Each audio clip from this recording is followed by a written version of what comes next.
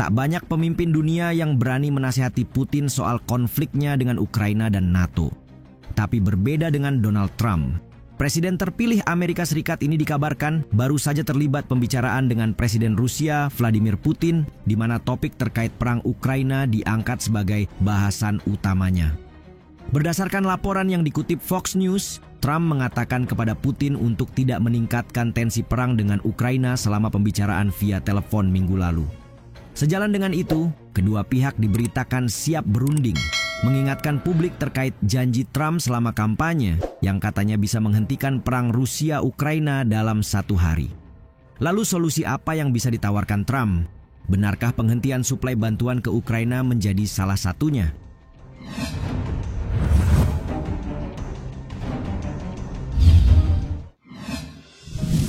Rusia siapkan serangan besar-besaran. Ingatkah kalian mengenai isu pasukan Korea Utara yang merapat ke Rusia? Informasi yang pertama kali dibocorkan intelijen Korea Selatan itu pada dasarnya dibantah oleh pihak Rusia. Namun belakangan berhembus kabar militer Rusia bersiap untuk serangan besar-besaran ke Kursk. Lalu apa hubungannya dengan pasukan Korea Utara? Berdasarkan laporan New York Times yang mengutip pernyataan pejabat AS dan Ukraina, Rusia sedang mempersiapkan diri melancarkan serangan di Kursk Oblast dengan kekuatan 50.000 tentara termasuk pasukan Korea Utara di antaranya. Pejabat Ukraina yang berbicara dengan syarat anonim memperkirakan serangan itu akan melibatkan pasukan Korea Utara dalam beberapa hari mendatang. Adapun saat ini, Korea Utara berlatih dengan pasukan Rusia di bagian paling barat Kursk. Penilaian baru AS menyimpulkan bahwa Rusia telah mengumpulkan pasukan tanpa harus menarik tentara dari timur Ukraina. Keberhasilan prioritas medan perang Moskow memungkinkan bagi mereka untuk menekan di beberapa garis depan secara bersamaan. Joe Biden yang sangat mendukung Ukraina mendorong Kongres agar menyetujui bantuan miliaran dolar, militer hingga badan mata-mata untuk membantu Ukraina berperang. Namun urusannya kini bisa saja berbeda, sebab presiden yang baru berjanji akan menghentikan perang dan siap berunding dengan musuh dari sekutunya itu.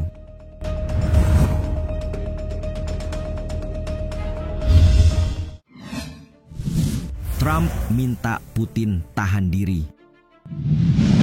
Bersamaan dengan serangan besar-besaran yang dikhawatirkan, The Washington Post merilis informasi yang bersumber dari pejabat AS bahwa Trump telah memperingatkan Putin mengenai perang di Ukraina. Disebutkan bahwa Trump menelepon bos Kremlin itu pada Kamis 7 November dari kediamannya di Mar-a-Lago, ketika Rusia dan Korea Utara dikabarkan sedang bersiap menyerang Kursk. Karena itu, ia mengingatkan Putin untuk tidak meningkatkan potensi perang yang ada. Pihak Trump di sisi lain tidak mengonfirmasi atau membantah. Namun beberapa sumber mengatakan kepada The Post, presiden terpilih itu juga mengingatkan tentang jumlah militer AS di Eropa, serta perdamaian sebagai tujuan di Eropa yang juga menjadi topik pembicaraan. Ketika dimintai komentar oleh Fox News tentang laporan tersebut, Direktur Komunikasi Trump, Stephen Cheung, merilis pernyataan bahwa mereka tidak mengomentari panggilan pribadi antara Presiden Trump dan para pemimpin dunia lainnya.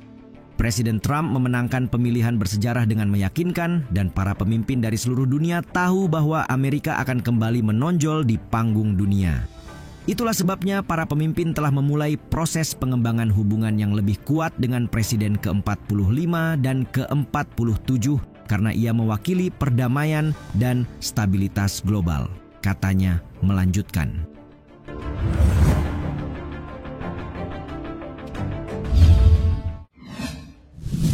Bisa akhiri bantuan ke Ukraina. Bantuan berupa persenjataan hingga dana miliaran dolar telah digelontorkan AS di bawah pemerintahan Joe Biden. Alih-alih ikut memihak, Trump justru menunjukkan itikat berbeda dengan memuji Presiden Rusia Vladimir Putin dan berulang kali mengkritik Presiden Ukraina Volodymyr Zelensky yang memiliki sejarah rumit dengannya.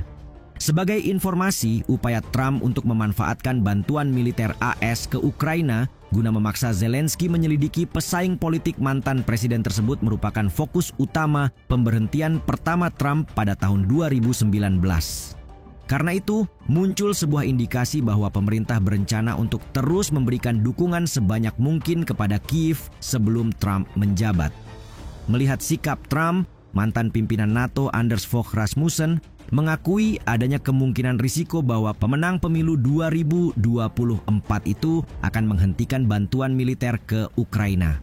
Juli lalu, Trump bahkan menyarankan agar Ukraina seharusnya menyerah sedikit kepada Moskow dengan mengatakan pada sebuah acara kampanye, kesepakatan apapun, bahkan kesepakatan terburuk sekalipun, akan lebih baik daripada apa yang kita miliki saat ini. Sebelumnya, laporan eksklusif Reuters pada bulan Juni menyebut Trump telah menyerahkan rencana untuk menghentikan bantuan militer AS ke Kiev, kecuali jika negara itu berunding tentang perdamaian dengan Moskow.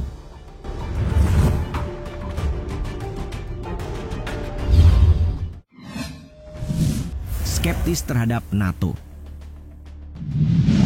Tidak hanya terhadap situasi di Ukraina saja, ternyata Donald Trump juga skeptis terhadap NATO dan telah mengecamnya karena tidak memenuhi target pengeluaran pertahanan. Bahkan sebelum menjadi presiden pada tahun 2016, Trump mengecam aliansi tersebut sebagai bagian dari kampanye pemilihannya yang menguntungkan kaum isolasionis dan pemilih sayap kanan. Sikap anti-NATO itu pun tetap menjadi salah satu posisi paling konsisten yang diambil Trump selama dan setelah masa jabatannya. Karena itu, The Conversation merumuskan dua langkah yang mungkin terjadi ke depannya. Pertama, Trump akan melemahkan NATO, dan yang kedua, aliansi itu tidak akan bertahan. Dalam sebuah kesempatan yang mengungkit sikap di bawah kepemimpinannya, Trump memungkinkan dirinya tidak akan mengirim pasukan Amerika untuk membela negara manapun yang tidak memenuhi janji untuk menghabiskan dana setara dengan 2% dari produk domestik bruto mereka untuk pertahanan.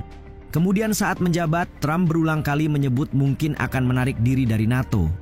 Akibatnya, Kongres menjadi khawatir hingga meloloskan undang-undang yang membuat presiden tidak dapat menarik diri dari aliansi itu sendiri.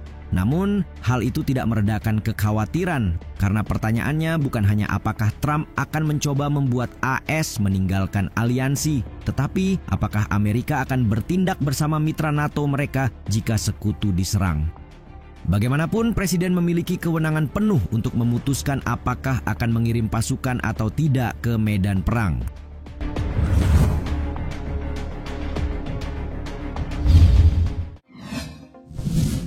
Siap untuk berunding.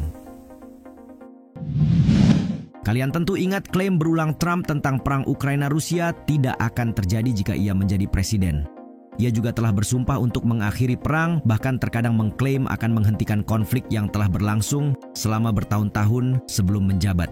Karenanya, demi mewujudkan itu terlibat perundingan dengan Putin menjadi jalan yang harus ditempuh. Berkata dalam sebuah wawancara NBC News, Trump mengungkap bahwa ia siap untuk membuka pembicaraan dengan Putin. Apalagi Trump menyebut dirinya telah berbicara kurang lebih dengan 70 pemimpin dunia. Sejalan dengan itu, Putin secara terbuka mengatakan siap mengadakan pembicaraan dengan pemimpin Amerika yang baru. Lewat forum Valdai di kota selatan Sochi minggu lalu, Putin merespons baik atas terpilihnya kembali Trump dan tak ketinggalan memberi ucapan selamat saat itu. Media pemerintah Rusia turut menyambut baik kemenangan Trump.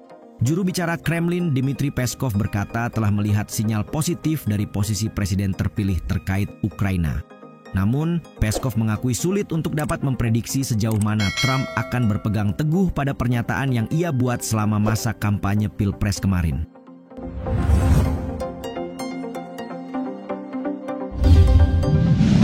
Jika benar kedua pimpinan negara telah terlibat pembicaraan via telepon sebelumnya, tentu saja perundingan di masa depan tak terdengar mustahil untuk diwujudkan. Pertanyaannya, akankah perang Rusia-Ukraina berakhir di bawah kendali Trump dan Putin?